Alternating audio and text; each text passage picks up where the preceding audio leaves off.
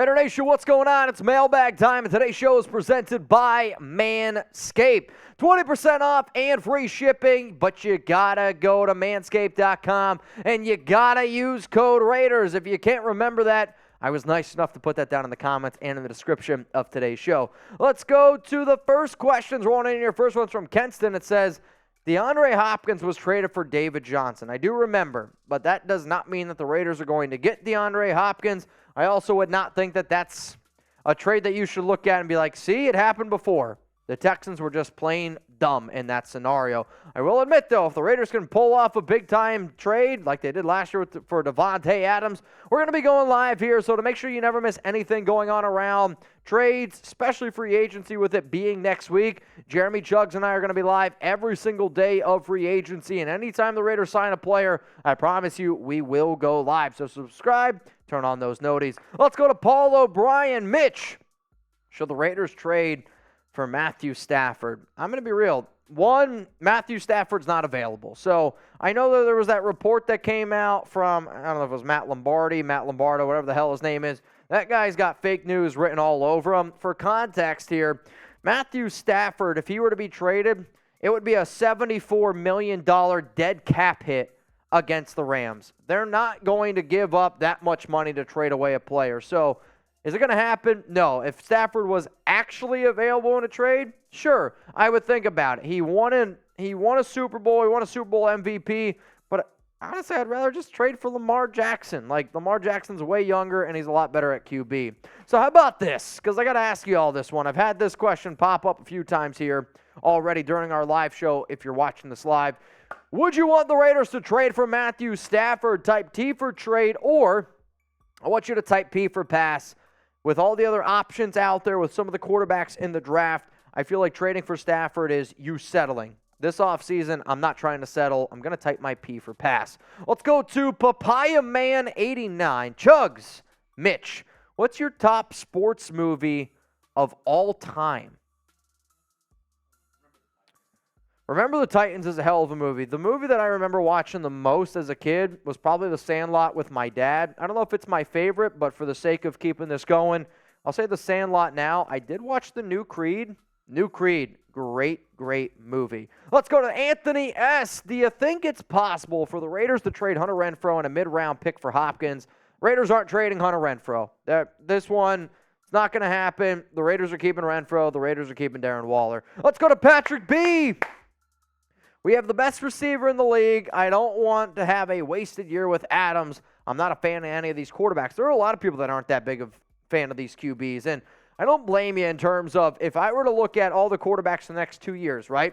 If you could wait 1 year and get Caleb Williams, wait 1 year and get Drake May, I would love to go that route. The problem is, if the Raiders do fall in love with one guy, and I think that guy is probably C.J. Stroud, if I can get C.J. Stroud on the Raiders, great. It's just how much you have to give up in order to get him. Let's go to Ryan Bass. We either draft high and put faith in Stroud or Young, or start Stidham and build our defense drafting Drake or Williams next year. I don't trust free agents. I don't trust any of the free agents either. I'm being 100% honest with you. I do like Stroud or Young the most in the draft, but perfect world, if I could just sleep through 2023, wake up in a world where the Raiders starting quarterback is Drake May or Caleb Williams, for those that watch the show, you'll know, man, I'm always on board for this. What up, Sancho? Headed to Vegas with the family. Gonna show our German exchange student, Raider Nation, and get a pick at the stadium. Shout out to Mary and Raiders. Gotta ask Mary. I forget. I know when we had lunch, that's what this picture is with Chuck. Forget where you said Mary was from. If you did, she did have a little lamb. Was the fleece white as snow? I wonder if it snowed in Cologne. That's where I used to live, Mary, if you're watching the show. John Rodriguez, I'd be really happy getting Wilson at 7 and pick either Hooker, okay, Stetson Bennett, or Heiner. I think you mean Jake Haener. Look out for Remigio from Fresno as our punt returner or kick returner. I mean, the Raiders, they already re-signed Amir Abdullah, so that to me is going to be one of your kick returner / punt returner. And then Hooker, Hendon Hooker is probably round 2, round 3.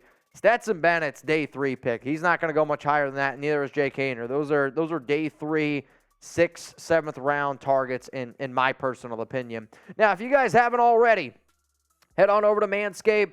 If you, run into a Hendon Hooker in Las Vegas, you want to make sure that you're trimmed up, whether it's your downstairs or your upstairs. Go to manscaped.com, 20% off and free shipping. But guess what, nation? This is a public service announcement. Manscaped now has beard products and is going even further with their brand new Weed Whacker 2.0. Go ahead and tell the world the leaders in below-the-waist grooming are traveling north of your South Pole with their revolutionary grooming products. The new Weed Whacker 2.0 and their new beard line confirms they have all the best tools for your hygiene toolbox. So, get 20% off and free shipping with our code Raiders at manscaped.com. That's 20% off with free shipping at manscaped.com and use our code Raiders. Always remember you need the right tools for the job. I remember this one day when I was working with my dad when I was a kid. He goes, Mitch, I need a flathead. And I handed him a Phillips. Some of y'all are going to get it. Oh, he was pissed. I'm not going to lie to you. My dad, when he was a little bit younger, was a heated man. I can only imagine if my dad would have been like, yo, Mitch, hand me the lawnmower, and I'd hand him the Weed Whacker 2.0. I don't know if he'd be happy, but Dad, I've seen you. You need the Weed Whacker 2.0. Manscaped.com, code Raiders. Let's go to Vincenzo Peoples. How about the Raiders draft linebacker DeMarvion Overshown in the 3rd round? I'll tell you what, you want to talk about a player that's really been, his stock's been rising? It's been Overshown, linebacker from Texas, and if you watch us on Locals, probably one of the top players we always bring up over on Locals is, in fact, Overshown. Good athlete.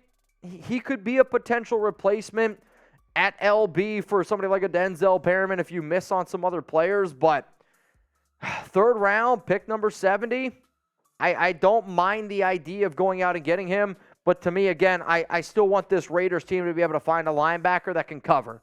Because Overshown doesn't give me a lot of confidence that he can cover in the NFL. Let's go to Drew OBJ. So for those of you that are watching this live, OBJ is having a workout today, and I believe it's been reported that 4 teams are at least interested or at the OBJ workout. The Raiders are not one of them. The Raiders will continue to get brought up, though, around OBJ because he goes to Las Vegas a lot. Guess what? A lot of millionaires do.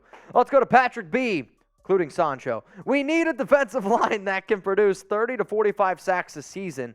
Is you're saying just the defensive line get 30 and 45 sacks? Because if I'm an NFL team, I want more than 30 and 45 sacks. Like, I want more closer to that 45 number. You want to be able to compete in the AFC, you got to be closer to that 45 number. And to me, it starts with the defensive tackles. You have Max Crosby. You already have a premier edge rusher. Chandler Jones needs to get a little bit more one-on-ones. You need somebody else that can fill that void when one of those 2 guys needs a breather. But if you're an NFL team and you have terrible depth at defensive tackle, I'm sorry, you're not going to be able to compete in the NFL. Let's go to Mash Dawn. Would you like if the Raiders sign Adam Thielen? I'd be excited about it. I'd obviously do a live show, but to me, unless he's signing for less than $4 million per year, my answer is going to be no, it's going to be too much money.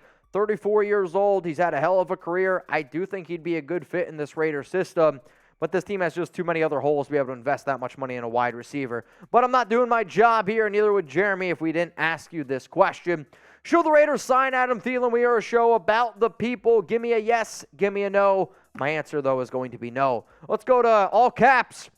Chili Man 2013. 213, can't read. Yo, Mitch, it's that time. Go all in and trade for Lamar. Free up as much money as possible to address the rest of our needs. The time has now been too long. Much love. I'll say this. If you go in on Lamar Jackson, you probably will not be able to sign any other players in free agency. And the reason is, so the Raiders, let's say, all right, they're going to offer Lamar Jackson a deal.